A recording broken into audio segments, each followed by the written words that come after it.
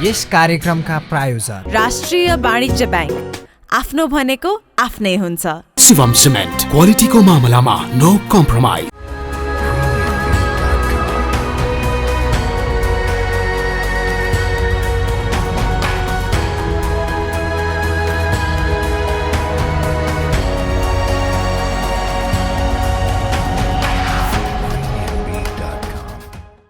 दर्शकवृन्द नमस्कार। उद्यमी संवाद टेलिभिजन कार्यक्रमको अर्को नयाँ श्रृङ्खलामा तपाईलाई स्वागत छ। म विशाल गैरे। बागमती प्रदेश सरकारको उद्योग पर्यटन वन तथा वातावरण मन्त्रालयले नेपाल उद्योग परिसंघ र विशाल मिडिया ग्रुपसँगको सहकार्यमा नेपाल टेलिभिजनका लागि यो कार्यक्रम तयार पारेको हो। यति बेला हामी चालु आर्थिक वर्ष 77-78 को अन्तिम महिना असारमा छौँ र खास गरेर सङ्घीय सरकार, प्रदेश सरकार र स्थानीय तहहरूले कोभिड-19 का कारणले गर्दा अपेक्षाकृत रूपमा पुँजीगत खर्च गर्न सकेका छैनन्। सङ्घीय सरकारले ज्येष्ठ 15 गते आफ्नो बजेट प्रस्तुत गरेको छ र प्रदेश सरकारहरूले असारको 1 गते आफ्नो नीति कार्यक्रम र बजेट प्रस्तुत गरेका छन् र सबै बजेटहरूले खास गरेर कोभिड-19 बाट शिथिल बनेको अर्थतन्त्रलाई उकास्ने र जनताको जीवनस्तरलाई सुधार गर्ने खालका कार्यक्रमहरूमा जोड दिएका छन्। आज हामी मुख्य रूपमा बागमती प्रदेश सरकारको चालु आर्थिक वर्ष 77-78 भित्रका नीतिगत र कार्यक्रमगत उपलब्धि र आगामी आर्थिक वर्ष 78-79 का योजना प्राथमिकताका विषयमा संवाद गर्नेछौँ र सँगसँगै हामीले कोभिड-19 बाट शिथिल भएको अर्थतन्त्रलाई उकास्नका लागि कृषि, पर्यटन, उद्योग लगायत क्षेत्रमा प्रदेश सरकारको योजना के छ, यिनै विषयको पेरिफेरीमा आजको संवाद केन्द्रित रहनेछ र संवादको लागि यति बेला हामी बागमती प्रदेश सरकारको स्थायी राजधानी हेटौडा आइपुगेका छौँ र यो संवादका लागि हामीसँग यति बेला बागमती प्रदेश सरकारको प्रदेश नीति तथा योजना आयोगका कार्यवाहक उपाध्यक्ष माननीय श्याम बस्नेतजी हुनुहुन्छ। त्यसगरी हामीसँग बागमती प्रदेश सरकारकै उद्योग पर्यटन वन तथा वातावरण मन्त्रालयका आदरणीय सचिव डाक्टर सिन्धु प्रसाद ढुङ्गानाज्यू पनि आजको संवाद श्रृङ्खलामा सहभागी हुनुहुन्छ। त्यसगरी हामीसँग प्रदेश सरकारकै भूमि व्यवस्था, कृषि तथा सहकारी मन्त्रालयका आदरणीय सचिव डाक्टर मतिना जोशी वैद्यज्यू पनि आजको संवादमा हुनुहुन्छ र म आजको संवादलाई श्याम बस्नेतज्यू तर्फबाट सुरु गर्न चाहन्छु।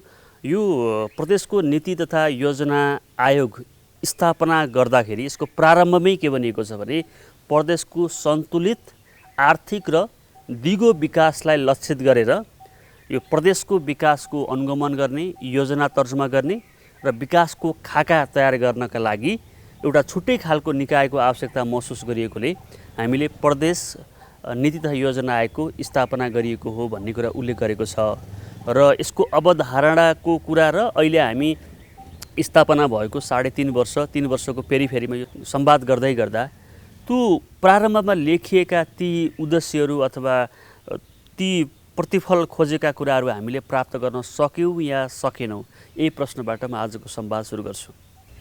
2072 को संविधानले प्रदेशको परिकल्पना गर्यो। प्रदेशको परिकल्पना गरिसकेपछि प्रदेश सरकारको महत्त्वपूर्ण एउटा सल्लाहकार बोडी जस्तो र यो मुख्य गरी नीति तथा योजनाको सन्दर्भमा महत्त्वपूर्ण सरकारलाई सहयोग पुर्याउने निकायको रूपमा यो संस्था इस्ट्याब्लिस गरेको हो। यो संस्थाको प्रस्तावनामा मूलतः प्रदेशको समृद्धि र विकासको पक्षलाई केन्द्र भागमा राखेर त्यसलाई सहयोग पुग्ने हिसाबले यसले काम गर्नुपर्ने यसको चाहिँ मुख्य गरी कार्यक्षेत्र रहेको छ। हजुर, यसको कार्यक्षेत्र 4 वटा छ। एउटा दीर्घकालीन सोच र तथ्यपरक नीति तथा योजनाहरू निर्देश गर्ने अथवा यी विषयहरूमा घनीभूत रूपमा प्राज्ञिक हिसाबले छलफल गर्ने र त्योबाट निस्केको निष्कर्ष नेपाल प्रदेश सरकारलाई सिफारिस गर्ने यो। दोस्रो कुरो यसको अनुगमन तथा मूल्याङ्कनको पाटो छ। प्रदेश सरकारले सञ्चालन गरेको हरेक आयोजनाहरूबाट कस्तो परिणाम प्राप्त गरेको छ र त्यसमा थप के परिष्कृत गर्नुपर्छ भन्ने विषयमा अनुगमन गरेर सरकारलाई त्यसको सुझाव पेश गर्ने दोस्रो महत्त्वपूर्ण। तेस्रो समन्वयको पार्टमा तहगत समन्वय, मन्त्रालय स्तरमा रहने समन्वय र अन्तर्प्रदेश समन्वय, यो विषयहरू यसको अर्को महत्त्वपूर्ण पक्ष रहेको छ। र चौथो अध्ययन अनुसन्धान र यसका विज्ञता खोजी गर्ने र अध्ययन अनुसन्धानले निकालेको निष्कर्षलाई एउटा परिणाम स्वरूप अथवा त्यसलाई चाहिँ एउटा लक्ष्य हासिल गर्नलाई प्रदेश सरकारलाई सुझाव दिने यो चारवटा विषय गठन आदेशको महत्त्वपूर्ण पक्ष हो। यो बागमती प्रदेश हजुर राजधानी प्रदेश पनि हो।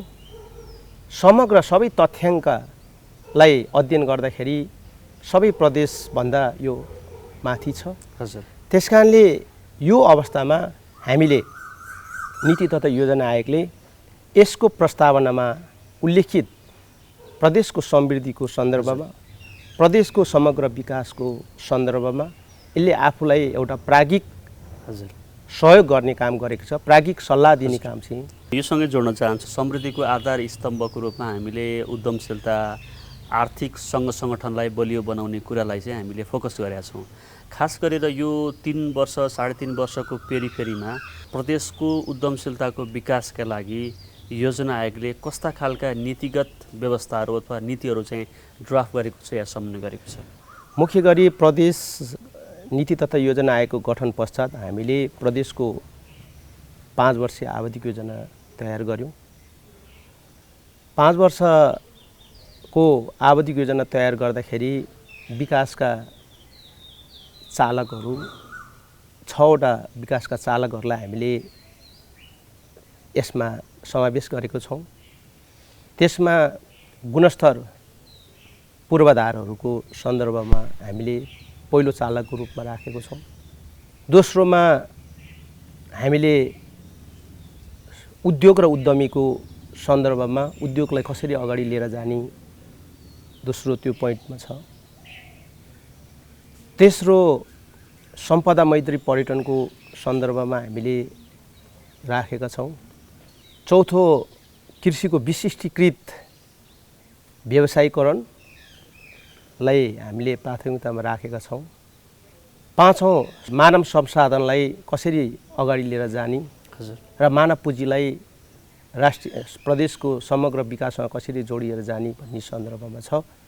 6औँ सामाजिक आर्थिक पक्षलाई अर्को विकासको पिलरको रूपमा हामीले राखेका छौँ। यसरी 6वटा पिलरभित्र रहेर हामीले उद्योग र उद्यमीहरूको विकास गर्ने भनेर हामीले भनिराख्दाखेरि समग्र उद्योग र उद्यमीको सानादेखि ठुला उद्योगसम्म हामीले अगाडि बढाउने कुराहरूमा हाम्रो जोड छ। यसरी अर्को उद्योग मन्त्रालय अन्तर्गतकै सम्पदा मैत्री पर्यटनको सन्दर्भमा हाम्रा लुकेका सम्पदाहरू, सम्पदा मैत्री पर्यटन भनेको हाम्रा देखिने मात्रै होइन, नदेखिने यस्ता महत्त्वपूर्ण सम्पदाहरू छन्, त्यसलाई पनि परिष्कृत गरेर त्यसलाई पनि एउटा चाहिँ राष्ट्रिय समृद्धिसँग जोडेर जानुपर्छ, प्रदेशको समृद्धिसँग जानुपर्छ भनेर हामीले त्यो कुराहरूसँग उद्योग मन्त्रालयसँग जोडेका छौँ।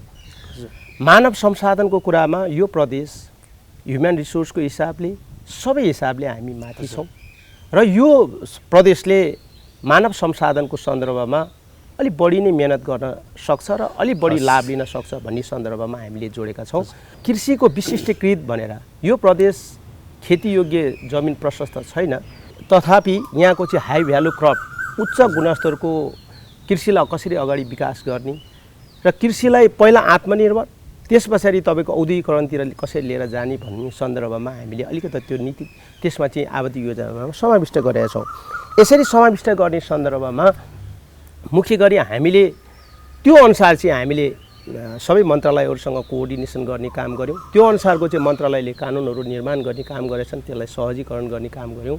अहिले हामीले PPP एउटा पब्लिक प्राइभेट पार्टनरसिप कानुन पनि हामी ल्याएका छौँ, त्यसको नियमावली बनाउन अब बाँकी छ। हस्, धन्यवाद दिन्छु। म फेरि आउँछु तपाईँकोमा। म अब हाम्रो कृषि सचिवज्यूतर्फ जान चाहन्छु। तपाईँ भूमि व्यवस्था कृषि तथा सहकारी मन्त्रालयको सचिवको रूपमा कार्यभार सम्हालेको पनि यो आर्थिक वर्षको मलाई लाग्छ 8-9 महिना भइसकेको छ।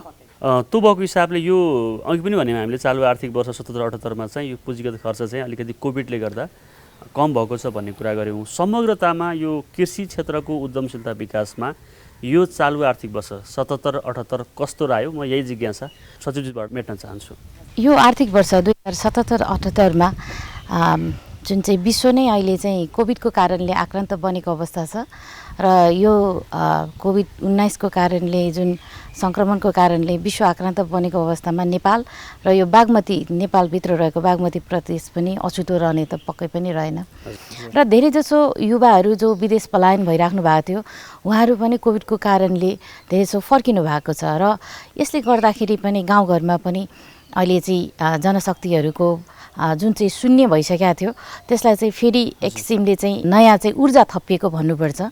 कोभिड-19 को सबै नेगेटिभको बावजुद कृषि क्षेत्रमा चाहिँ यसले धेरै नराम्रो असर पारेको चाहिँ छैन र पुँजीगत खर्चको जुन तपाईँले उठाउनु भएको विषय छ यसमा केही पूर्वाधार निर्माणहरूको कार्यक्षेत्रहरूमा चाहिँ यसले हामीलाई पनि असर गरेको छ र पनि हामीले चाहिँ अहिले चाहिँ जुन अघिल्लो आर्थिक वर्षमा हेर्नुहुन्छ भनेदेखि पहिलो लहर जुन आएको थियो कोभिड-19 को त्यतिखेर र अहिलेको सोचमा फरक भइसकेको छ भन्दाखेरि निर्माण कामहरू जुन चाहिँ स्वास्थ्य मन्त्रालयले तोकेको मापदण्ड पुरा गरेर हामीले कृषि उद्यमहरू गर्ने खेतीपातीहरू गर्नको लागि अलाउ गरिएको छ र सकेसम्म यो कृषि उब्जनीहरूलाई बजारसम्म पुर्याउने र उपभोक्ताहरूले यसलाई चाहिँ सहजै बजारमा पाउनको लागि कसरी व्यवस्था गर्ने भन्ने कुरामा नेपाल सरकार र बागमती प्रदेश सरकार पनि हामी तत्पर नै रहेको कुरा पनि म अनुरोध गर्न चाहन्छु र यस बीचमा हामीले यो बागमती प्रदेश क्षेत्रमा रहेका कृषकहरूलाई कुनै समस्या पर्यो भनेदेखि कसरी चाहिँ कृषकहरूको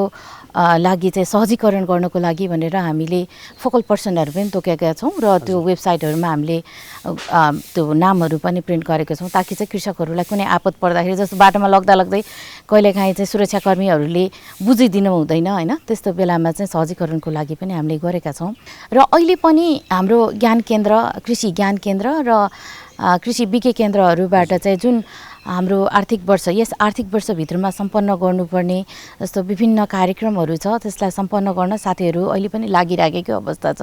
हाम्रो कार्यालयहरू बन्द भएको अवस्था पनि छैन र कृषकहरू पनि आफ्नो कार्यक्षेत्रमा खटि नै राख्नु भएको मैले चाहिँ देखेको पाएको छु। जस्तो योसँग जोड्न चाहन्छु जस्तो हाम्रो बागमती प्रदेश सरकारको कुरा गर्दाखेरि चाहिँ यो सहरहरू पनि ठुला सहरहरू देशकै राजधानी काठमाडौँ पनि यही पर्छ।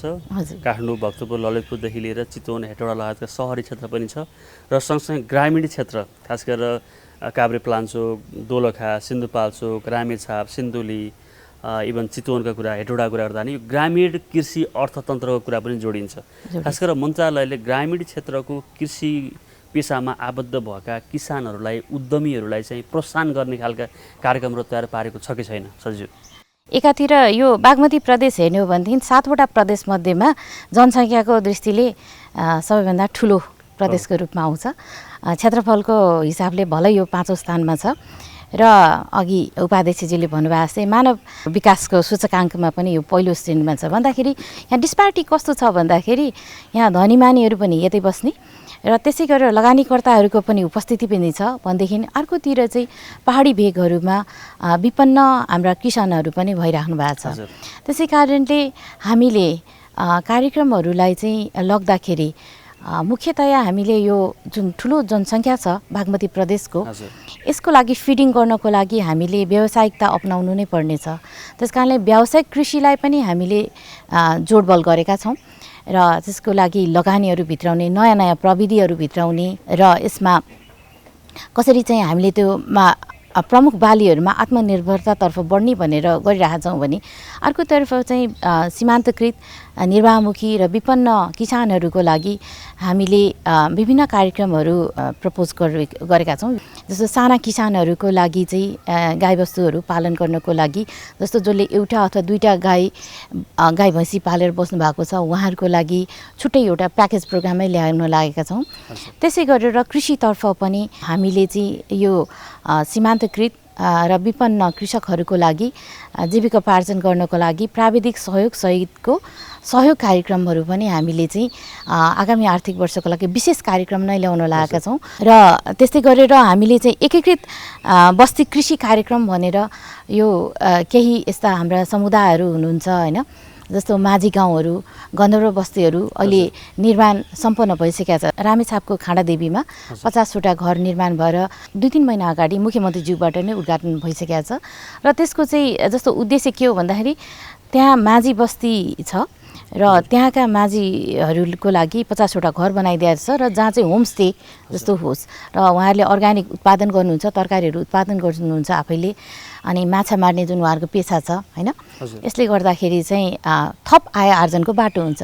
त्यसै गरेर चितवनको माडीमा पनि यस्तै प्रकारको गन्धर्व बस्तीमा पनि एकीकृत बस्ती कृषि पर्यटन कार्यक्रमहरू सञ्चालनको लागि चाहिँ तयारी अवस्थामा रहेको छ र प्राविधिक सहयोग गरिरहेको अवस्था छ। म तपाईसँग फेरि आउँछु। म हाम्रो उद्योग पर्यटन वन तथा वातावरण मन्त्रालयका आदरणीय सचिवज्यूतर्फ आउन चाहन्छु।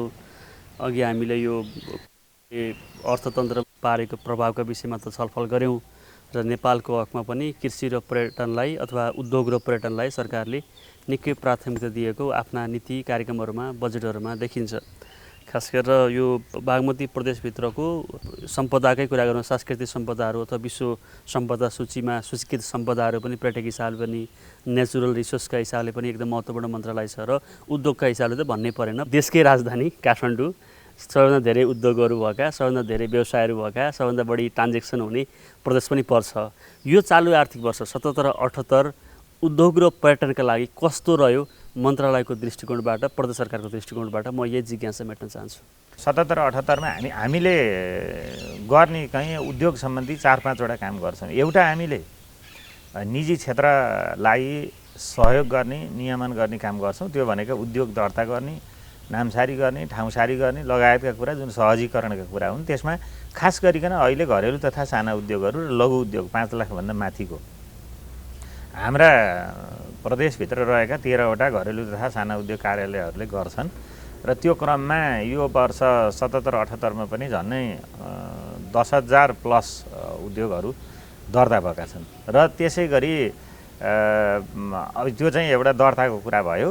र त्यसै गरी अब अर्को कुरो चाहिँ के भने हामीले उद्योगका लागि पूर्वाधार विकास गर्ने काम पनि थालेका छौँ। त्यो भनेको प्रदेशमा औद्योगिक क्षेत्र बनाउने र प्रत्येक पालिकामा 119वटै पालिकामा पुग्ने गरी क्रमशः अहिले बनाउँदै जाने उद्योग ग्रामहरू। सबैमा कि त औद्योगिक क्षेत्र हुनुपर्छ, प्रत्येक पालिकामा एउटा न एउटा कम्तीमा उद्योग ग्राम हुन्छ। त्यो लक्ष्यका साथ अगाडि बढिरहेका छौँ। हाम्रो 15वटा उद्योग ग्राम चाहिँ घोषणा भइसकेका छन्। त्यसमध्ये 3वटाको काम लगभग कम्प्लिट भएको छ, अरू 12वटाको काम हामी आउँदो आर्थिक वर्षमा सम्पन्न गर्छौँ। अब यसमा अनि तेस्रो कुरो भनेको चाहिँ अन्तर मन्त्रालय समन्वयका कुराहरू पनि आउँछन्। जसरी अघि कृषिको सचिवज्यूले भन्नुभयो, त्यहाँ चाहिँ कृषि क्षेत्रलाई पनि अब हाम्रो चाहिँ के छ भने सबै क्षेत्रलाई उद्योगमा जोड्नु पर्यो। कृषि भने हामीले पहिलादेखि गरे हो, त्यो कृषिलाई पनि उद्योगमा लाने। पशुपालन हामीले पहिलादेखि गरे हो, पशुपालनलाई पनि उद्योगमा लाने। अनि त्यसै गरेर अर्को चाहिँ सेवा क्षेत्रलाई पनि उद्योगमा लाने। अब यसरी चाहिँ सबै क्षेत्रलाई उद्योगमा लानुपर्छ। र त्यो लानको लागि 3वटा कुराहरू हामीले आधारभूत कुरा, एउटा चाहिँ निजी क्षेत्रलाई सहयोग गर्ने, दोस्रो चाहिँ हामीले पार्टनरसिपमा काम गर्ने, सरकारले चाहिँ निजी क्षेत्रसँग गर्ने र केही कार्यक्रमहरू चाहिँ जुन चाहिँ सरकार आफैले गर्नुपर्छ, जस्तो ठुला पूर्वाधार निर्माणका कुराहरू हामीले गरिदिनुपर्छ। यो ढङ्गबाट हामी अगाडि बढिरहेका छौँ। र अहिले आर्थिक वर्ष 78-79 को लागि एउटा थप कार्यक्रम बागमती प्रदेश सरकारले घोषणा गरेको छ। त्यो भनेको समाजवाद उन्मुख कार्यक्रम। अब चाहिँ जुन संविधानले परिलक्षित गरेको समाजवाद उन्मुख समाज निर्माण गर्नको लागि चाहिँ सरकारले नयाँ ढङ्गबाट अगाडि बढ्नको लागि सबै मन्त्रालयले गरेका कामहरूलाई समाजवाद उन्मुख बनाउने र त्यसको लागि औद्योगिक क्षेत्रबाट गर्नुपर्ने काम, पर्यटन क्षेत्रबाट गर्नुपर्ने काम हाम्रो मन्त्रालयले गर्ने हिसाबले यो चाहिँ बागमती सरकारकै कार्यक्रम पनि अहिले थप भएको छ, युवा लक्षित कार्यक्रमहरू भएको छ। त्यस्तै गरेर महिला, आदिवासी जनजाति, दलित लगायतका सीमान्तकृत समुदायहरूलाई लक्षित गरेर कार्यक्रमहरू राखिएको छ। मोटामोटी चाहिँ यिनै कार्यक्रमहरू रहेको छ। जस्तो कोभिड-19ले यो आर्थिक वर्षको कार्यक्रमलाई कस्तो प्रभाव परेको छ उद्योग र पर्यटनमा? एकदमै यो चाहिँ अहिले कोभिडले धेरै असर पारेको भनेको हाम्रो पर्यटन क्षेत्र हो। त्यो लगभग कोल्याप्स नै भएको। यसलाई एकदमै रिकभरी गर्नलाई हामीलाई निकै लगानी गर्नुपर्ने छ। र त्यसै गरी उद्योग क्षेत्र पनि, उद्योग र वाणिज्य क्षेत्र दुइटै भन्छु म। र त्यसको लागि हाम्रो सरकार, बागमती प्रदेश सरकारको तर्फबाट हामीले केही स्किमहरू ल्याएका छौँ। जस्तो कोभिडका कारणले धेरै उद्योगहरू दर्ता गर्न उनीहरूले नवीकरण गर्न पाएनन्, पर्यटन व्यवसाय पनि पाएनन्। त्यस कारणले एकपटकको लागि उनीहरूका छुट भएका जति पनि उद्योग र व्यवसायहरू दर्ता गर्न चाहनुहुन्छ र फेरि चलाउन चाहनेहरूलाई केही सहुलियत दिएर उहाँहरूलाई दर्ताको लागि हाम्रो एकपटकलाई दिने भन्ने कुरो चाहिँ सरकारले भनेको छ, बागमती प्रदेशले। र त्यसै गरी अरू हामीले चाहिँ जुन पर्यटन व्यवसायमा संलग्न भएका पर्यटन श्रमिकहरू जो चाहिँ उनीहरूको एक प्रकारको सिप हुन्छ, उनीहरू हिमाल चढ्न जान्दछन्, उनीहरूले चाहिँ ट्रेकिङ गाइडको काम गर्छन्, नेचर गाइडको काम, त्यस्तो खालको चाहिँ स्किल म्यान पावरहरू उनीहरूको लागि चाहिँ हामीले केही चाहिने राहतका प्याकेजहरू खास गरिकन निजी क्षेत्र र अझ नेपाल सरकारसँग पनि समेत सहकार्य गरेर गर्दैछौँ। तेस्रो हाम्रो चाहिँ प्रदेश सरकारले एउटा चाहिँ केही पनि अर्को नयाँ कुरो राखेको छ भने खास गरिकन पर्यटन उद्योगलाई अलिकता सहयोग पुगोस् भनेर कर्मचारी जुन चाहिँ नेपाल सरकारले पनि त्यो घोषणा गरिसक्यो, हामीले प्रदेशले पनि राखेका छौँ। प्रदेशका कर्मचारीहरूले निश्चित समय चाहिँ पर्यटन काज लिएर त्यो चाहिँ त्यो फेरि घुम्ने मात्रै होइन कि पर्यटन व्यवसायलाई, होटेलहरूलाई पनि सपोर्ट पुगोस् भन्ने हिसाबले पनि राखिएको छ। यी चाहिँ अनि त्यस्तै गरेर केही चाहिँ छुट जस्तै महिला, दलित, अब त्यस्तै गरेर सीमान्तकृत समुदायले गर्ने उद्योग दर्ताहरूको लागि चाहिँ हामीले 50% छुट दिने स्किम पनि राखेका छौँ। यी प्याकेजहरूबाट जस्तो म योसँग जोड्न चाहन्छु, जस्तो प्रत्येक वर्ष अब अहिले यो संहितामा गइसकेपछि 3 तहका सरकारहरू धेरै 20-21 वर्षपछि चाहिँ स्थानीय तह चाहिँ जनप्रतिनिधिमूलक भए, स्थानीय तहको निर्वाचन भयो। अहिले अब सङ्घीय सरकार, प्रदेश सरकार र स्थानीय सरकारहरू छन्। खास गरेर प्रत्येक वर्ष बजेट निर्माण हुँदाखेरि चाहिँ यो उद्योग र पर्यटनकै क्षेत्रमा पनि साना प्रोग्रामहरू, खास गरेर 5 लाख, 7 लाख, 10 लाख टुक्रे बजेट भनौँ अथवा टुक्रे कार्यक्रम भनौँ, साना कार्यक्रम तयार हुने र ती तपाईँको कार्यान्वयन हुँदाखेरि राष्ट्रिय आयमा अथवा अर्थतन्त्रमा खास असर नपर्ने, खास गरेर राजनीतिक तहबाट चाहिँ आफ्ना कार्यकर्ता या भोलिको चुनावलाई लक्षित गरेर चाहिँ केही तपाईँको कार्यक्रम बनाएर चाहिँ खुसी पार्ने अथवा सन्तुष्ट पार्ने खालको काम गर्ने, तर राष्ट्रिय अर्थतन्त्रमा चाहिँ त्यसले खास असर नगर्ने, यो क्रम अहिले पनि दोहोरिएको छ या यसमा अहिलेको बजेटमा क्रमभङ्ग भएको छ? होइन, अब यसमा त्यो चाहिँ अब परिस्थितिमा निर्भर गर्छ। एउटा कुरा चाहिँ जस्तो ठुला उद्योगहरू चाहिँ सरकारले खोल्नलाई खोल्ने कि नखेल्ने भन्ने कुरा हुन्छ। त्यसकारणले पहिला त त्यसको कानुनी आधार हाम्रो प्रदेश सरकारको तर्फबाट म भन्दैछु, हाम्रो चाहिँ निजी सार्वजनिक निजी साझेदारी ऐन हाम्रो बनिएको छ, तर नियमावली छैन। नभइसकेपछि हामीले चाहेर पनि निजी क्षेत्रसँग सहकार्य गरेर उद्योग खोल्ने कानुनी आधार अब चाहिँ हामी बनाउँदैछौँ यो आर्थिक वर्षमा। त्यस कारणले ठुलो बजेट उद्योगमा छुट्याए पनि बजेटहरू फ्रिज हुने अवस्था छ। विगत दिनमा त एउटा उदाहरण भन्छु, सङ्घीय सरकारले वनमा आधारित उद्योग, मजबुला उद्योग स्थापना गर्नु भनेर विगत 3 वर्षदेखि 2 करोडका दरले प्रत्येक प्रदेशलाई चाहिँ सशर्त अनुदान दिएको छ। र यो तेस्रो वर्षसम्म पनि अधिकांश, यद्यपि यो बागमती प्रदेशमा हामीले त्यसलाई सम्पन्न हुँदैछ आषाढ मसान्तभित्र, तर अरू ठाउँमा मैले सुन्दैछु सबैतिर बजेट फ्रिज भएको छ। किन भन्दाखेरि बजेट छुट्याएर उद्योग चलाउनलाई गाह्रो हुँदो रहेछ। कि त अब सरकारले छुट्टै एउटा सार्वजनिक संस्थान तरिकाको उद्योग खोल्नु पर्यो, त्यसको लागि त त्यो लाइनमा पनि हामी जाँदैछौँ। जस्तो यो बागमती प्रदेशमा एउटा ठुलो कागज कारखाना राख्ने भन्ने लक्ष्य बागमती प्रदेशले राखेको छ। त्यसको प्रारम्भिक कार्य गर्नको लागि हामीले बजेट छुट्याएका छौँ। नत्र भने त अहिले गर्नुपर्ने भने त अब निजी क्षेत्रका साना प्राइभेट सेक्टरहरूलाई सपोर्ट गर्ने ढङ्गबाट नै हो।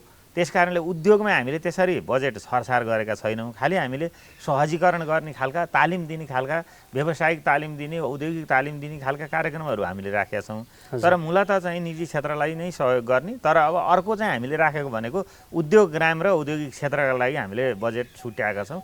हामीले त्यसरी गरेका छौँ। तर उद्योग राख्ने कुरा चाहिँ निजी क्षेत्रलाई सहयोग गर्ने गरी। हस्, धन्यवाद दिन चाहन्छु। अब म हाम्रो श्याम बस्नेतज्यूतर्फ आउन चाहन्छु। खास गरेर यो योजना आयोगको या तपाईँको प्रदेश सरकार गठन भइसकेपछि जुन 7वटै प्रदेशमध्ये केही प्रदेशमा त बाँकी नै छ सुदूरपश्चिम लगायतकोमा जुन नीति अथवा योजना आयोग चाहिँ बन्यो, खास गरी यो योजना आयोगको जुन काम कर्तव्य र अधिकार छ, जस्तो प्रदेशको विकासको समृद्धिको अवधारणा या योजना एउटा खाका चाहिँ दिने र त्यसलाई चाहिँ मन्त्रालयगत रूपमा चाहिँ सरकारले चाहिँ कार्यान्वयन गर्ने।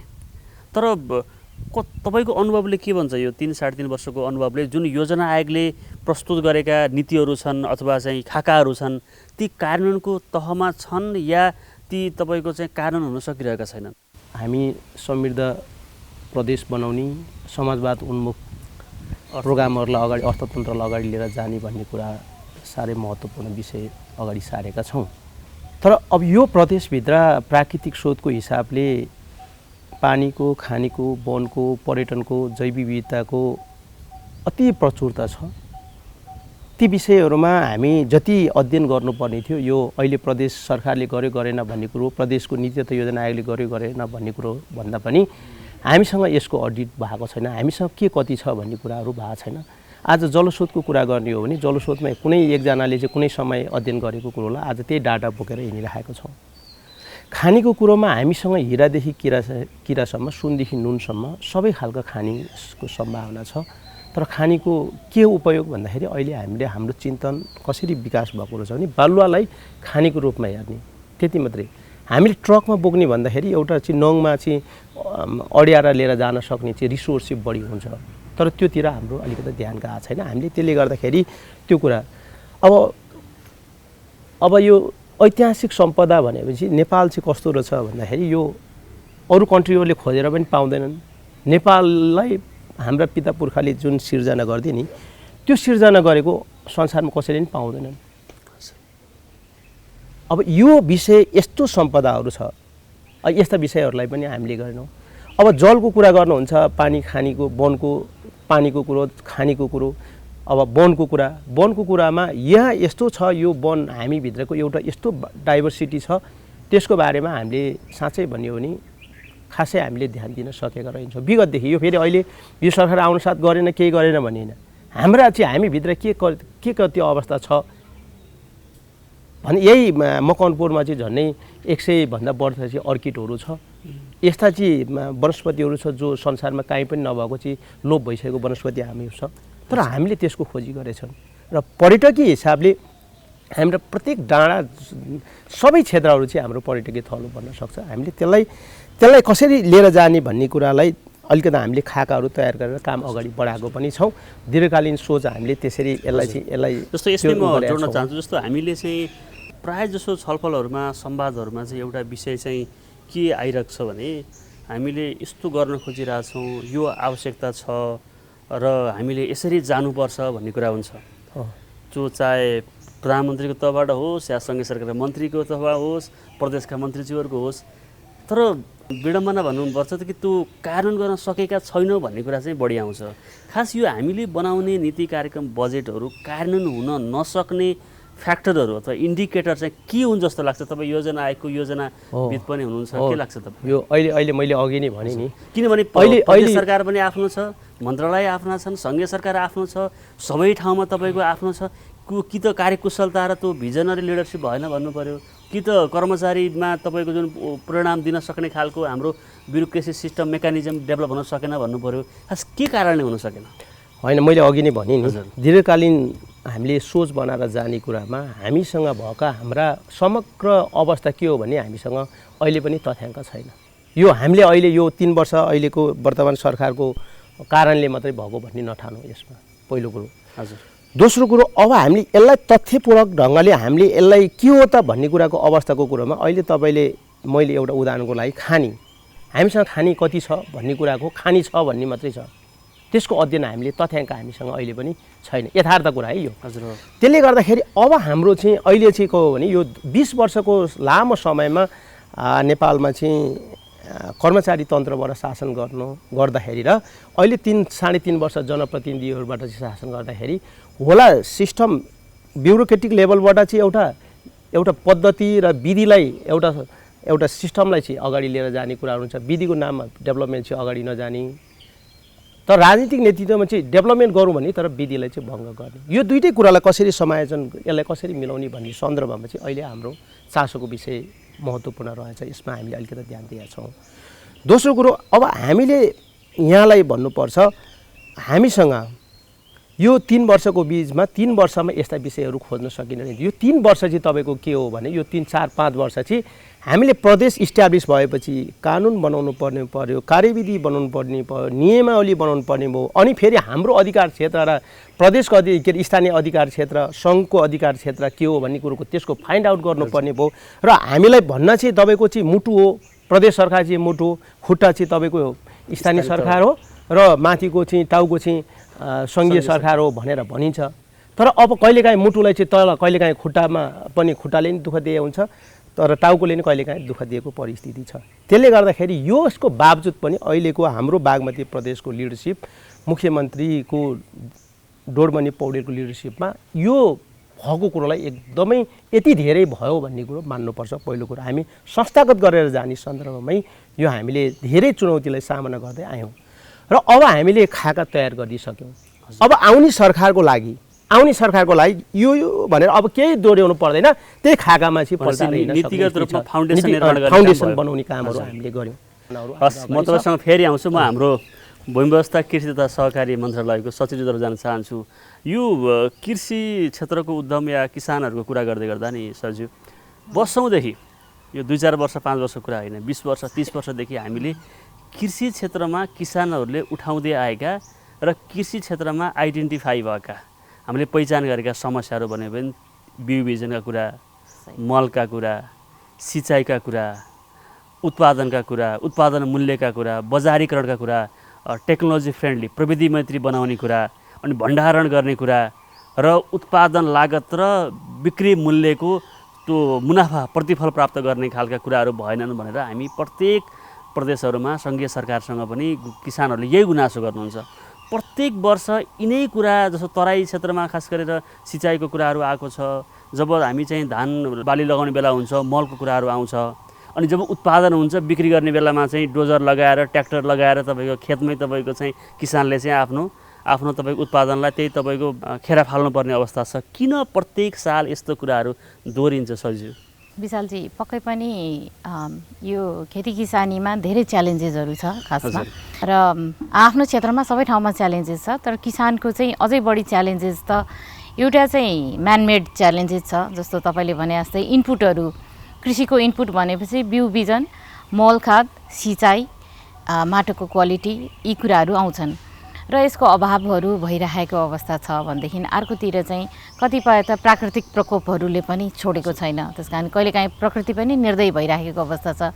बाढी आउने, अतिवृष्टि हुने, कहिले चाहिँ अब वृष्टि नै नभइदिने, ड्राउटहरू भइदिने, पहिरोहरू जाने, यी सबै कुराहरू छ। अहिलेको कृषकहरू भनेको व्यावसायिक हुनुहुन्छ र उहाँहरूले चाहिँ उत्पादन गर्ने भनेको लार्ज स्केलमा उत्पादन गर्नुहुन्छ र यसलाई मध्यनजर गरेर हामी बागमती प्रदेश सरकारको भूमि व्यवस्था, कृषि तथा सहकारी मन्त्रालयले जस्तो यस प्रदेशमा मुख्यतया उत्पादन हुने भनेको फलफुल तरकारी नै हो र त्यसै गरेर दुध, मासु र कुखुरामा चाहिँ हामी आत्मनिर्भर नै छौँ र हामीलाई गर्व पनि लाग्छ। चितवन, काभ्रे, धादिङ लगायतका जिल्लाहरूबाट व्यावसायिक जुन चाहिँ पशुपालन तथा पक्षीपालनको जुन कामहरू सुरुवात भएको थियो, त्यसले गर्दाखेरि हालैमा सामान्य प्रधानमन्त्रीज्यूबाट यी वस्तुहरूमा, कृषि उपजहरूमा जुन आत्मनिर्भरता पनि निर्भर भएको घोषणा समेत पनि भएको अवस्था छ र त्यसमा यस प्रदेशका कृषकहरूको ठुलो योगदान रहेको छ र उहाँहरूको जोस जाँगर र उहाँहरूको उद्यमशीलताले नै यो सम्भव भएको अवस्था छ। यही आर्थिक वर्षमा हामीले 12वटा चाहिँ शीत भण्डारहरू, कोल्ड स्टोरहरू निर्माण गरेका छौँ र ती कोल्ड स्टोरहरू चाहिँ आगामी आर्थिक वर्षदेखि सञ्चालनमा आउने छ र केही चाहिँ अहिले नै निर्माण सम्पन्न हुने अवस्थामा पनि रहेका छन्। यस प्रदेशको अर्को मुख्य उत्पादन भनेको गाईबस्तु पालन हो र यहाँ उत्पादन हुने दुध जुन चाहिँ सिजनमा, जुन चाहिँ फ्लस सिजन भनिन्छ, गाईबस्तुको दुधको उत्पादन अत्यधिक हुँदाखेरि, बजारको मागभन्दा धेरै हुँदाखेरि त्यसलाई बजारमा बिक्री वितरण गर्न सकिँदैन। त्यसको सम्बोधन कसरी गर्ने त भन्दा पाउडर प्लान्ट चाहिँ हामीले मकवानपुर जिल्लामा स्थापना गर्न गइरहेका छौँ र यो अर्को सालसम्ममा यो सम्पन्न हुनेछ र किसानको उत्पादनलाई चाहिँ खेर जानबाट रोक्नेछ भन्ने हामी आशा गर्छौँ। मन्त्रालयले गरेको उपलब्धिको फेरि अस्ति यो प्रस्तुत गर्दै गर्दा हामीले एउटा कमन निष्कर्ष निकाल्न सक्छौँ, जस्तो जो किसानले गुनासो गरिरहनुहुन्छ नि, खास गरेर सरकारसँग अथवा राज्यसँग स्रोत र साधन चाहिँ कम हुने, तर त्यसको माग गर्ने निकाय चाहिँ धेरै हुने, र जसले पाउनु भएन उहाँले चाहिँ तपाईँको चाहिँ सरकारबाट प्राप्त गर्न सकेन सुविधा भनिरहनु भएको हो कि? पक्कै पनि हो विशालजी, यसमा कुनै दुई मात्रै छैन। किनभनेदेखि हामी कहाँ हाम्रो आवश्यकताको लिस्ट अलिक धेरै नै लामो छ र यसलाई चाहिँ प्रदेश सरकारले क्रमशः यसलाई सम्बोधन गर्दै जाने हो, जुन चाहिँ अब एकै दिनमा अथवा एउटै सालमा सबै कुराको सम्बोधन हुन सकिँदैन। अहिले पूर्वाधार विकासहरू, कृषि सडकहरू लगायत चाहिँ उहाँहरूको उत्पादनहरूलाई बजारसम्म पुर्याउनको लागि यी कुराहरू भइरहेछ। प्राङ्गारिक उत्पादनलाई पनि हामीले जोड दिएका छौँ, आफ्नो मोबाइलबाट नै म हाम्रो उद्योग पर्यटन वन तथा वातावरण मन्त्रालयको सचिव आउन चाहन्छु। नेपालमा यति धेरै पर्यटकीय सम्भावना हुँदै पनि हामीले अपेक्षाकृत रूपमा चाहिँ हामीले पर्यटक भित्राउन सकिरहेका छैनौँ। खास गरी यो पर्यटन क्षेत्रको उद्यम या पर्यटन क्षेत्रको उद्योग चाहिँ अगाडि बढ्न नसक्नु या फस्टाउन नसक्नुको कारण चाहिँ के होला सचिव? नेपालको पर्यटन चाहिँ हामीले सांस्कृतिक पर्यटन त अलिअलि हामीले गर्छौँ, खास गरिकन लुम्बिनीको कारणले एउटा सांस्कृतिक पर्यटन भए पनि मूलतः नेपाल चाहिँ प्रकृतिमा आधारित पर्यटन हो। र त्यो भनेको जस्तो नेपालमा आएका हामीले आँकडा हेऱ्यो भने औसतमा 50 देखि 70% बिचमा नेपालमा आएका विदेशी टुरिस्टहरू चाहिँ संरक्षित क्षेत्रहरूमा भनेको राष्ट्रिय निकुञ्ज आरक्षहरूमा भ्रमण गर्न जाँदो रहेछन्। त्यसो भएको हुनाले हाम्रो चाहिँ मूलतः प्रकृतिमा आधारित पर्यटन नै हो।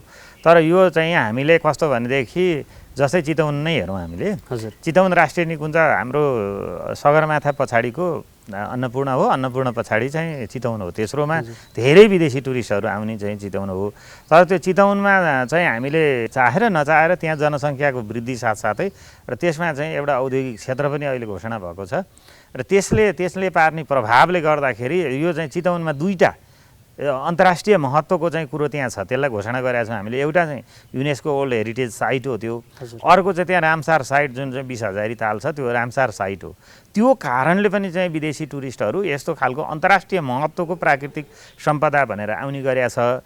त्यो महत्त्व हामीले चाहिँ अलिक कम बुझेका छौँ कि जस्तो लाग्छ त्यहाँ हेर्दाखेरि। अनि त्यसपछि ल पर्यटकीय गतिविधि गर्नु पर्यो भनेर त्यो राष्ट्रिय निकुञ्जका वरपर साना साना सिमेन्टका संरचनाहरू बनाउन एकदमै प्रेसर हाम्रो मन्त्रालयमा पनि आउँछ। अब यो बुझाएर सकिँदैन। त्यो निकुञ्ज भने चाहिँ अर्थकै हो, हामीले चाहिँ पर्यटकीय गतिविधि चाहिँ हामीले गर्ने हो भन्ने खालको स्थानीय तहका साथीहरूको पनि देखिन्छ। तर के छ भने बरु निकुञ्जले प्राप्त गरेको जुन आम्दानी हो त्यसको 30 देखि 50% त त्यहीँ वरपरको बासिन्दालाई खर्च गर्ने भनेकै छ भने बरु त्यसको दायरा बढाउँ। तर चाहिँ के छ भने चितवन नै हो, चितवन राष्ट्रिय निकुञ्ज जस्तो हाम्रो बागमती प्रदेशमा 4वटा राष्ट्रिय निकुञ्ज छन्, एउटा चाहिँ संरक्षण क्षेत्र छ। यी क्षेत्रहरूको चाहिँ संरक्षण गर्ने र त्यो बाहेक चाहिँ अब अलि टाढा टाढा ठाउँमा चाहिँ सामुदायिक वनहरूमा पनि अहिले पर्यटकीय गतिविधिको लागि हामीले कार्यविधि ल्याएका छौँ। मूलतः हामीले प्रकृतिमा आधारित पर्यटन गर्नुपर्छ र दोस्रो चाहिँ हामीले संस्कृतिमा आधारित पर्यटन, पुरातात्विक महत्त्वका कुराहरू पनि गर्नुपर्छ। यो कुरोलाई चाहिँ सँगसँगै लिएर जाने गरी हाम्रो बागमती प्रदेशले अब प्रदेशको क्षेत्रमा राष्ट्रिय निकुञ्ज पर्दैन, नपरिसकेपछि हामीले नयाँ गन्तव्यहरू बनाउने भनेर 10वटा हिल स्टेसनहरू चाहिँ घोषणा गरेका छौँ।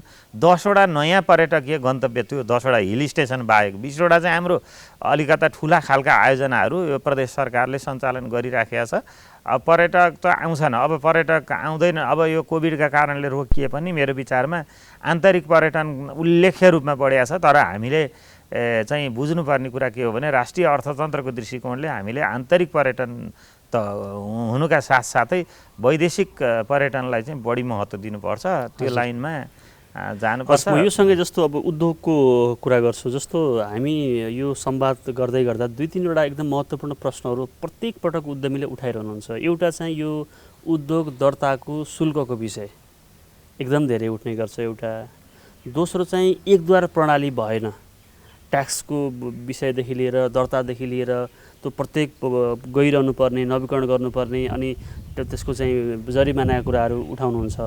र तेस्रो चाहिँ छिटो छरितो र जुन व्यवस्थित तरिकाले चाहिँ यो उद्योग दर्ता अथवा घरेलु कार्यालय मार्फत कार्य सम्पादन हुनुपर्ने हो, त्यो हुन सकिरहेको छैन भन्ने गुनासोहरू चाहिँ उद्यमीले गर्नुहुन्छ। यो किन यो समस्या? त्यो सही कुरा हो। 3टा इस्यु चाहिँ सवालहरू यहाँले राख्नुभयो। त्यो 3वटा मध्ये छिटो छरितो गर्ने कुरामा हाम्रो एकदमै प्रष्ट निर्देशन छ। तर एउटा हाम्रो लिमिटेसन के छ भने यो प्रदेश सरकार हाम्रो उद्योग पर्यटन वन तथा वातावरण मन्त्रालयका 13वटा घरेलु कार्यालयहरू छन्।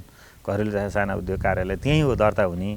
त्यहाँ चाहिँ कर्मचारीको अत्यन्त न्यूनता। हामी कहाँ चाहिँ समायोजन भएर आउने, खास गरिकन प्रशासनतर्फका कर्मचारी साथीहरू धेरै समायोजन भएर आइदिनु भएको छैन। हामीले त दुःखका साथ भन्नुपर्छ, 1-2टा घरेलु कार्यालयमा त हामीले वनको कर्मचारी लगेर राखेको अवस्था छ। तर त्यति हुँदाहुँदै पनि हामीले करारमा राखेका कर्मचारीहरूबाट भए पनि सेवा सुविधा चाहिँ कुनै पनि किसिमको चाहिँ गुनासो नआउने गरी हाम्रो निर्देशन निरन्तर रहेको छ। मेरो विचारमा त्यो समस्या छैन। अब शुल्कको विषयमा चाहिँ अब शुल्क तोकिएको छ। अलिकता चाहिँ कस्तो छ भने केही ग्रे एरिया, जस्तो सङ्घीय सरकारले पनि त्यही खालको चाहिँ औद्योगिक व्यवसाय ऐन बनाइदिएको छ र प्रदेश सरकारले पनि त्यस्तै खालको औद्योगिक व्यवसाय ऐन बनाएको छ र त्यहाँ चाहिँ कतिपय कुराहरू चाहिँ बाजिएका छन्। अब बाजिएपछि एक खालको मिलाएर लानुपर्ने, अब प्रदेशले गर्नुपर्ने काम चाहिँ मेरो विचारमा प्रदेशले गर्न सक्छ भने सङ्घले नगर्दा हुन्छ भन्ने यो सङ्घीय व्यवस्थाको मर्म पनि हो। त्यसैले अब अलिकता ती बाजिएका विषयमा चाहिँ प्रदेशले सङ्घीय सरकारसँग मिलाएर जानुपर्छ। र त्यो जस्तो अब शुल्कका विषयमा पनि कस्तो छ भने दर्ता गर्दाखेरि स्थानीय तहमा लघु उद्योग दर्ता गर्ने भनिएको छ। हामीले 5 लाखसम्मको स्थानीय तहलाई भनेका छौँ। अनि 20 लाख 5 लाखदेखि मास्तिरपट्टिको लगानी बोर्डबाट हुने बाहेक अरू चाहिँ हाम्रो प्रदेशले दर्ता गर्न सकिने व्यवस्था गरिएको छ। यद्यपि केही सीमा छन्। अब तर फेरि सङ्घको चाहिने ऐनले पनि उतैतिर दर्ता गर्दा पनि हुने जस्तो कस्तो चाहिँ भएको कारणले अलिअलि व्यवसाय उद्योगिक व्यवसायहरूलाई अलमल भएको छ।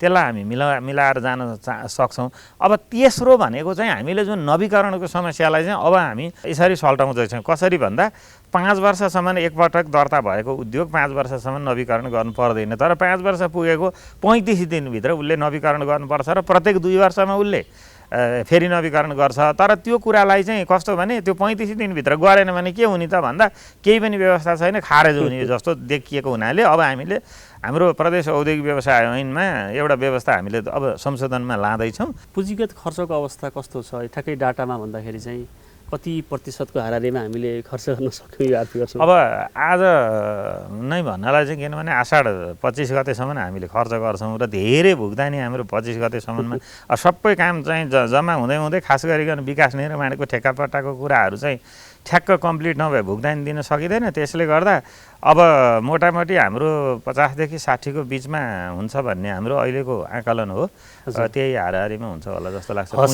हामी कार्यक्रमको अन्त्यतिर छौँ। जस्तो अहिले हामी यो चालु आर्थिक वर्ष 77-78 कुरा गऱ्यौँ। अब यो जुन आगामी आर्थिक वर्षको 78-79को बजेट छ, ठ्याक्कै बुदागत रूपमा उद्योग र पर्यटनलाई फोकस गरेर सञ्चालन गर्न खोजेका प्रदेशका गौरव गर्न लायकका आयोजना या कार्यक्रमहरू कस्ता खालका छन्? अब हामीले यो वर्ष उद्योग क्षेत्रमा पर्यटन क्षेत्रमा राखिएका थप कार्यक्रम जस्तो हामीले जडीबुटी विकास बोर्ड गठन गर्ने भनेर राखेका छौँ। त्यो गठन गर्छौँ। त्यो चाहिँ जडीबुटीलाई चाहिँ प्रवर्धन गर्नको लागि, जडीबुटी उद्योगलाई चाहिँ प्रवर्धन गर्न, त्यो निजी क्षेत्रलाई सहजीकरण गर्नलाई पनि त्यो हामीले नयाँ थपेका छौँ। त्यस्तै गरेर हामीले हाम्रो 15वटा घोषित उद्योग ग्रामहरू सम्पन्न गरिनेछ भनेर भनेका छौँ।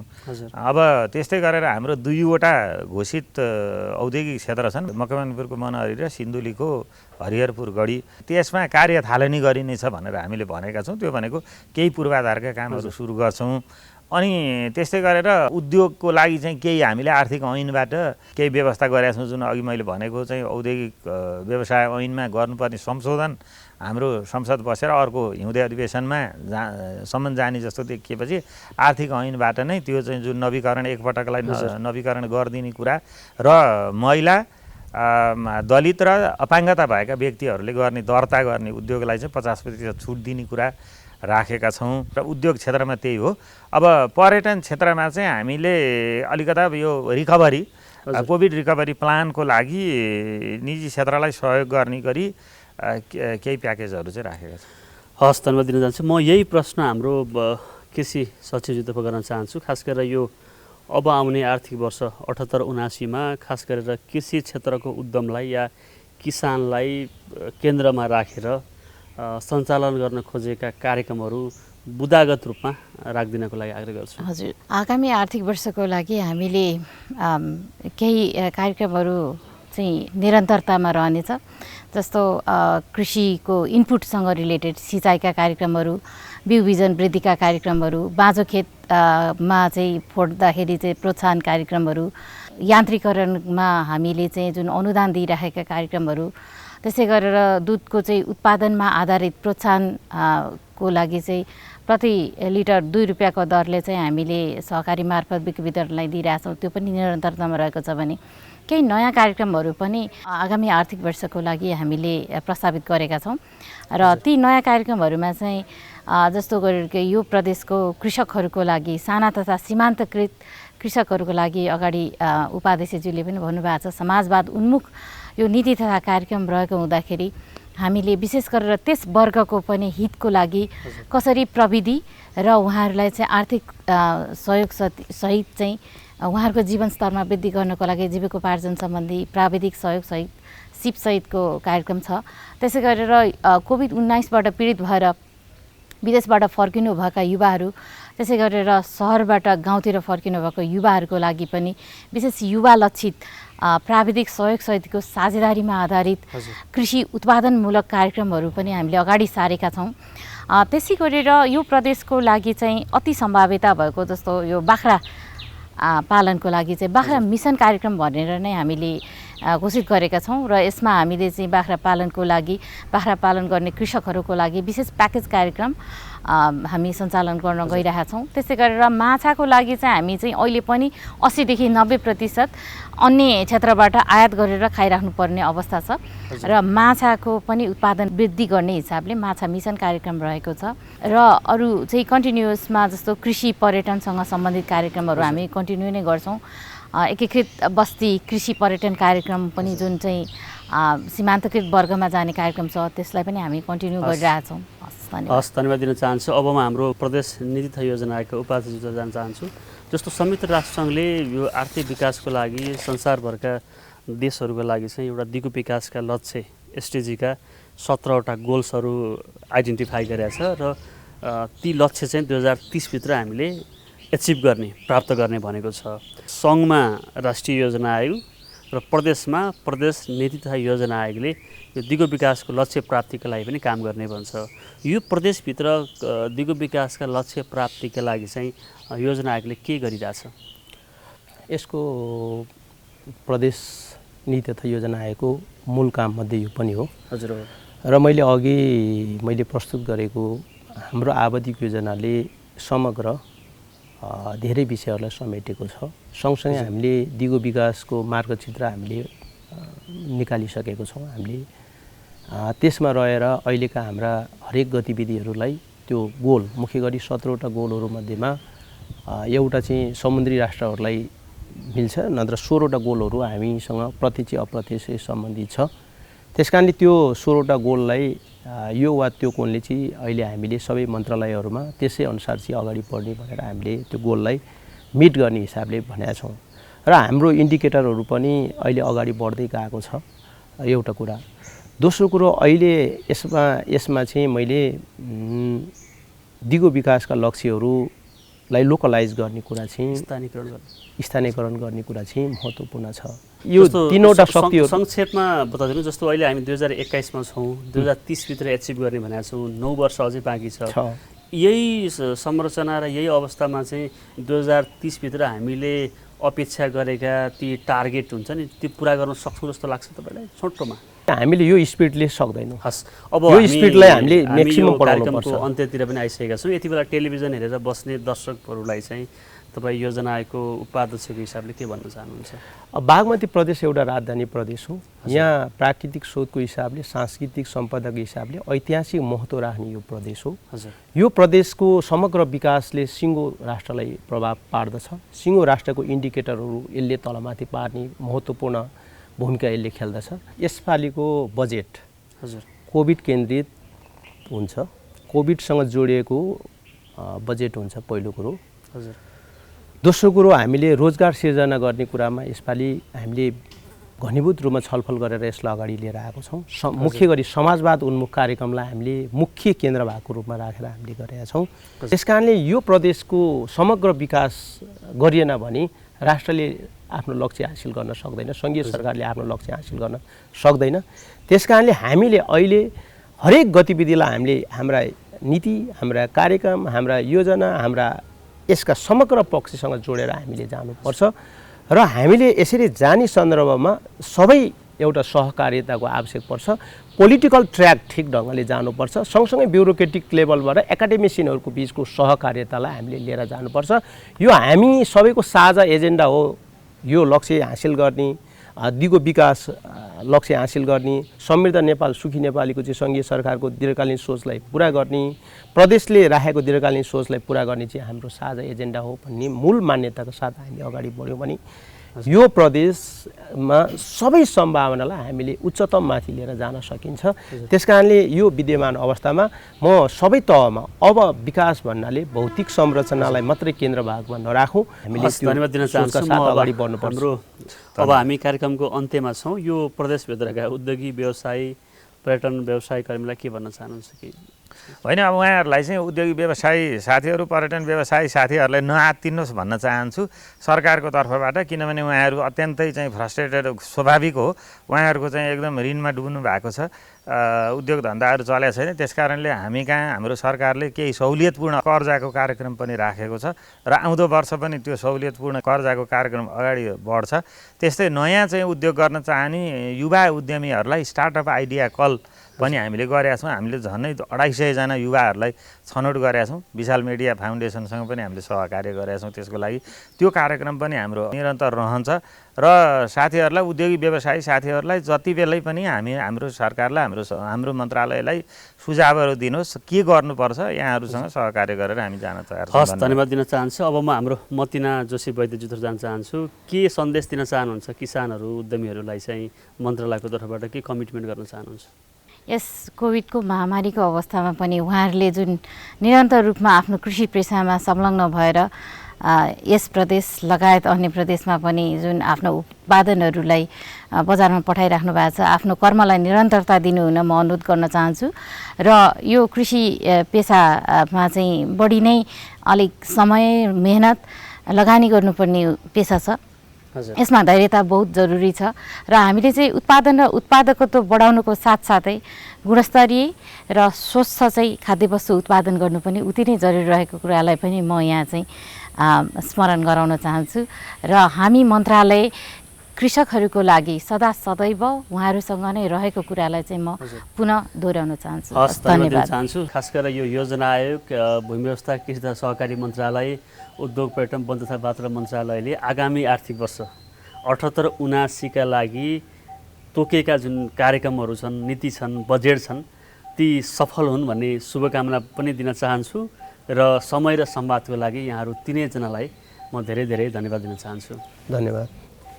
आजको उद्यमी संवादको बहसमा हामीले बागमती प्रदेशभित्रको उद्यमशीलताका विविध विषयहरू, खास गरेर कृषि, उद्योग, पर्यटनका विषयमा संवाद गऱ्यौँ र खास गरेर नीतिगत र कार्यक्रमगत रूपमा चाहिँ कति प्रतिफल प्राप्त भए र आगामी आर्थिक वर्षको रणनीति के छ भन्ने विषयमा संवाद गऱ्यौँ। आजको संवादमा हामीसँग प्रदेशको नीति तथा योजना आयोगका उपाध्यक्ष माननीय श्याम बस्नेतजी हुनुहुन्थ्यो। त्यसगरी उद्योग पर्यटन वन तथा वातावरण मन्त्रालयका आदरणीय सचिव डाक्टर सिन्धु प्रसाद ढुङ्गानाजी हुनुहुन्थ्यो र भूमि व्यवस्था कृषि तथा सहकारी मन्त्रालयका आदरणीय सचिव डाक्टर मतिना जोशी वैद्यजी हुनुहुन्थ्यो। आजको संवाद श्रृङ्खला तपाईँलाई कस्तो लाग्यो?